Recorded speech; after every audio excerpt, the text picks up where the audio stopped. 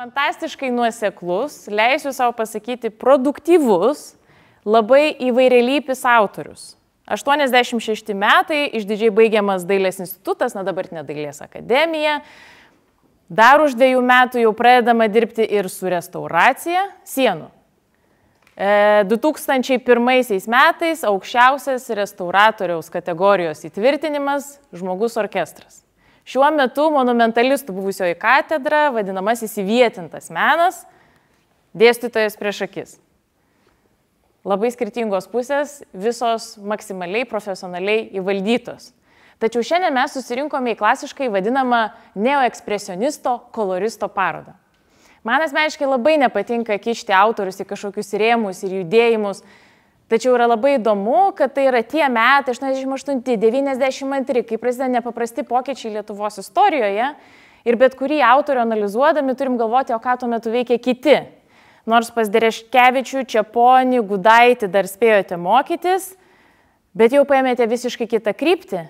Ir sakyčiau, kitaip negu kolegos, krypties neatsisakėte, neperėjote į instaliacijas, video performansus, ieškojimus kitose formatuose. Galbūt jie radosi kažkur aplinkui, tačiau visą laiką išliko pagrindinė motina duona ir saviraiška – tapyba. Kodėl ji tokia ryški ir kodėl ji tokia unikaliai ryški, nes tokių ryškių fragmentų net mūsų koloristikos dievaitis Gudaitis, manau, kad nesapnavo. Kodėl? Jūs su mikrofonu mūsų įrašo, tai negalit meluoti. Todėl, kad taip yra. Ir kaip čia pasakius, kai yra tokia nuomonė, kad lietuvių peizažas tai yra lietus lyja, rūkas, pilkas, tai man tai gražiausia visgi yra ta lietuviška per karštą vasarą. Ir tada ar tas Vilniaus senamiestis normaliai matosi ir yra, tokia, čia irgi kažkiek su restauracija, kažkiek tai su kolorizmu susiję, kad, kaip yra klasikiniai architektūrai tie karnizai, tai pasirodo, kad tie didieji italų architektai tai net galvodavo apie tai, kad jau jiems Neapolis saulėtas, Milanas ūkanotas, tai kad kuo toliau į šiaurę, tai turi būti tuo didesnis tas reljefas, kad matytųsi tas. Ir tada, tie Vilniaus architektūros fragmentai, tai būtent prie saulės jie ir šviečia. Ir atrodo kaip itališki, nes nepaslaptis, kad italai ten nemažai rankų ir pirštų prikišo. Ir tada yra tas toks būdas, kad kai trūksta saulės, tai tie architektūriniai elementai buvo padažomi, kad dirbtinai tas šešėlis uždedamas. Aš iš paskos privalau provokuoti. Nebūdingi savo laikui, dabar jau kai matau 23 metai, visi galim daryti viską, dar nežinom, kam priskirti. Bet bendrai pas jūs pastebimi dideli tokie plotai vientisi. Vadinkime juos tokie restauratoriaus zondažai. Kodėl jie atsiranda? Ar čia yra jūsų restauratoriaus patirtis, nes randu tokių menotyrinių citatų? Šiuolaikinė architektūra yra, kad, dažoma ne taip jau paprastai vienvolėlių, bet yra ir tas sendinimas. Ir akurat, kai tais pabaigimo, tai ir gimė tas, kad stilius, prie kurio tarp kitko lietuvių tarybinė monumentalistika neprisitaikė, kad tokį ale senovę. Tai toks sudėtingesnis tas dažymas ir taškučiais kažkiek tai imituojantis restauracinę techniką, bet tuom tai užsiėmė arba dizaineriai, arba restauratoriai, arba kas tai. O tai jūs kas tada esate? Aš kadangi prie visų tų esu buvęs ir prikišęs ranką, man tai buvo įdomu, nes tai vis tiek yra, kaip čia pasakius, ne vien teptuko potepis. Ir tarp kitko, kai pasižiūri tuos teptukus muziejuose, tai kad ta šlovingoji lietuvių koloristinė ir ekspresionistinė mokykla, tai labai sėkmingai perėjo prie plokščių teptukų. O kai pasižiūri į tarpukario visus, nors ir atrodo koks Gogenas ar Morandinų, tai visi tapė su apvaliais teptukais. Tai dabar aišku, kai atsirado pas jaunąją kartą tie dideli formatai.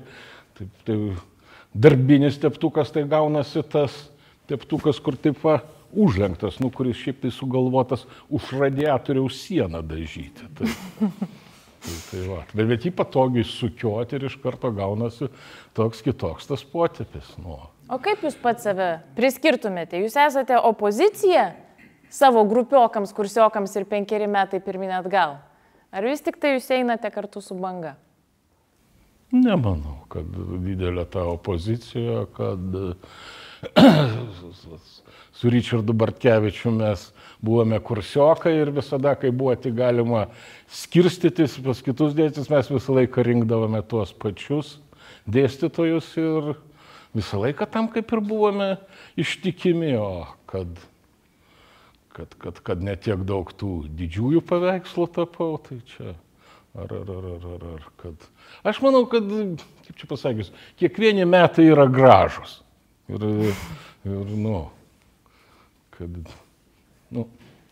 Aš tai žiūriu, kad tai buvo ne tarybiniai laikai, o tai buvo mano jaunystės laikai. Ir iš to viskas išplaukia, o ne. O taip, kad reikia keistis, ar ten tom instaliacijom užsiminėti, aš manau, kad kiekvienas amžius turi savo vertybių, savo malonumų ir reikia išnaudoti tai, kad kažkas tai meta tapyti, tai man tai nuo to tik lengviau, kad galiu užimti didesnį santykinai plotą tokios ar senoviškos, ar ekspresionistinės, ar koloristinės mokyklos ir kaip čia kita mano kursiokė Aušra Vaitkų, ne Burzlukaitė, tai pasakė, kad taigi mes esame paskutiniai gamtininkai, kad išlieka tas santykis su natūra, kad nors ir jeigu tapome iš nuotraukos, tai vis tiek mums tas objektas yra svarbu, o ne tai, kad naujosiomis medijomis kaip vaizdas transformuojasi, ar kitokia ta optika, ar subraižytas, ar tie pikseliai, ar dar kažkas. Tai vis tiek išlieka pagrindiniai tas objektas ir jis tapomas teptuku. Žinote, aš taip pabandysiu atskleisti kai kurių mano kolegų menotyrininkų pasisakymus, beje, labai keista yra save visą laiką pristatyti kaip kažkokios irgi srities atstovė. Kritikai meno teigia, kad toks diskursas menas vardan meno, jis nebėra reikalingas, jis nebėra įdomus. Šie laikai yra tokie konceptualūs ir kupini pokyčių, galų gale karo, kuriame gyvename. Ir menas vardan meno, grožis vardan grožio ir toks sustojimas ir analizavimas be konkretaus moralo, kuris tave nukreiptų į kažkokį savęs paprusinimą, yra nereikalingas. Tai kam tada reikalinga šita kūryba? Dar turbūt po pirmojo pasaulinio karo baisybių buvo tokia diskusija ir Fernanas Ležė pasakė, kad dabar menas yra taip kaip garvežys. Ir tada, nesuvirintas buvo tokio, atsiprašau lietuvių kalbos, bet zakliopkamis. Taip suknėdytas. Ir kad toks turi būti menas. Ir Matisas atsakė, kad nebūtinai. Tai aš kaip ir tada su Matisu. Ir kaip čia pasakius, yra visgi tas ganėtinai skirtingas menas. Yra tos didžiosios pasaulinės parodos, kur yra tas konceptualizmas, didieji formatai, bet puikiai egzistuoja ir tie dar tradiciškesni ir archaiškesni menai, kaip portretas, peizažas ir kiekvienoje šalyje yra tų daug menininkų, kurie turi tą savo rinką ir gyvena vargo nematydami. O kodėl ir ar svarbu menininkui būti socialiai aktyviam? Tarkime, jūs pabaigėte institutą, ėjote aukščiau, kėlėtės kvalifikaciją, brendote skirtingose srityse, dėstėte dailininkų sąjungoje, buvote kurį laikas atsakingas už visą tapybos plejadą Lietuvoje, Lietuvos dailininkų sąjunga, didžiausia tuo metu ir šiai dienai taip pat. Kodėl reikia būti socialiai aktyvių menininkų? Aš tai nevertinu kaip socialinį aktyvumą, tiesiog ateina laikas, kol turi sveikatos, kol turi ambicijų kažką, kol reikia įrodinėti, tai nu, svarbu ir, nu, nes, nu, kaip čia pasakius, nes nu, nėra pakankamai institucionalizuota ta meno rinka, kad nu, nėra taip, kad tu geriau pradėsi tapyti, tai pasidarysi ar garsesnis, ar turtingesnis. Taip pačiam viską reikia po truputį daryti ir galų gale, nu, kaip čia, išreikšti savo pagarbą vyresniai kartai, kurie jau nu, nebegali tuom užsiimti ir perduoti tą savo patirtį ar idealus ar etiką nu, jaunesniai kartai. Ir tada taip, nu, taip išvengiama to dalymosi, kad vienas dešimtmetį tokia tapyba, kitą dieną ta. Mano supratimu, kol gyvas dailininkas, tau jį galima į kokį nori, nu, kaip nuo Gudaičio, tai ar 32 metų tapytojas, ar 45, ar 72, arba kaip aš mokiausi 86 metų tapytojas. Nereikia kartų, nereikia apibrėžimų, iš viso brukimo į rėmus brukime tik drobės, jūsų atveju ir net ir to netrūksta. Bet yra tam tikri ciklai, kurie atsikartoja. Man labai patiko buvo jūsų, apie jūs veikiau tekstas, beveik jūsų paties ir kurtas, kuriame ciklas neturi vytis autoriaus. Autorius gyvena savo gyvenimo etapais ir juose kartais vėl sugrįžta, vėl išnyra tam tikri personažai, tam tikros spalvos. Tai pavyzdžiui, pas jūs jau kaip trumpai aptarėm, vis grįžta figūra, figūratyvinės kompozicijos, kad ir kaip gal kartais norėtųsi jas pačiam eliminuoti, jos negali nebūti ten, kur ateina Palemonas. Kodėl? Ir kodėl dama? Ar iš kampo bežiūrinti, ar aš negaliu nežiūrėti iš tas, kaip jums sakiau, nuostabus kelių sąnariai. Pastebėkite, kokios gražios kojos. Tenai tokia linksma padraiska ramunėlių fone su akinukais. Damos, nors katukai pasitinka, bet damos atlydi iki pačia. Kodėl? Čia bjaurus klausimas, kodėl? Ne, labai normalus klausimas, nu, kad man moteris mergina yra labiau tapybinis objektas negu vyras ir ne man vienam, nes yra, jeigu, nu, toks klasikinis žanras jau prie tų buitinių pinigų perinant, jeigu yra to paties dailininko, to paties laikotarpio, bet atskirai. Vyro ir žmonos portretas. Tai paprastai žmonos portretas yra kokio trečdalių brangesnis, nes yra gražesnis. Tai apie tai, o kad, nu, kaip čia tai, apie tą opoziciją grįžtant, tai vienintelis, kiek aš jaučiuosi opozicionierium, tai, nu, nemanau, kad dailininkas turi keistis, kad jis turi tobulėti. Čia yra skirtingi dalykai ir yra ten, nu, kokios 6-8 tos temos, tai yra sėdinti, gulinti, viena figūra, 2 figūros, tada yra peizažas, interjeras, nu, kartais natiurmortas, ar iš natiurmorto išeinant. Ir, nu, kai apeinu tą ratą, tai vėl, kad nutapęs ten tą peizažą, aš sukaupiu kažkokią patirtį ir galiu vėl kitaip pasižiūrėti, ar į lygią sieną, ar į merginos kelius. Taip, dėl to aš visą laiką tikiuosi, kad šį parodą išprovokuoja žmonės pasižiūrėti truputį dar daugiau vizualizacijų ir interneto platybėse yra jūsų paveikslai, sufotografuoti, prieinami ir apie šitą parodą pabandykite tą patirtį turėti. Labai smagu matyti, kaip šiaip jau, tai sakyčiau, per laiką jūsų moteris kyla. Nuo tokios gulinčios, žiūrėk, jau 10 metais priejo, jau jinai sėdi, tada šiek tiek atsilošus, čia jau tokia priklūpus ir jau tiek atsistojus, kad nepavėjom galvos. Tai labai smagu matyti, kaip moteris keičiasi, kaip jūsų vazos iš pustuščių prisipildo gėlėmis, kaip jūsų grindinys, kurio net nesimatos, taigi atsiveria toks gražus, toks intelektualus. Labai įdomu matyti tą progresą ir būtent, kad ciklas vėl kartojas ir tokiom 8 spiralėm juda priekin. Siūlau tą patirti, nes labai įdomu senesnės fotografijos palyginti su to, ką matome dabar. Bet labai aktualus yra šitas sąstatas. Aukso rūmai, visi 4, pristatyti ir aukso sargų. Kur jie prieš tai kabėjo ir kodėl aukso rūmai, gal ne visi su Smuglevičium spaudė rankas, kaip sakoma? Smuglevičius dalyvavo Romos kasinėjimuose, kai Romoje gyveno ir ten visaip jie vadinosi. Ir kaip ten, ne Konstantino kito, ten Domiciano termomis ir Adrianas ten yra tapęs. Ir nuo Renesanso jos buvo žinomos, nes Renesanso laikais jau buvo įkritęs ten vienas žmogus ir paskui jas ten paišė ir iš to tas paplito, ne grafiti, kaip grotesko, tas stilius.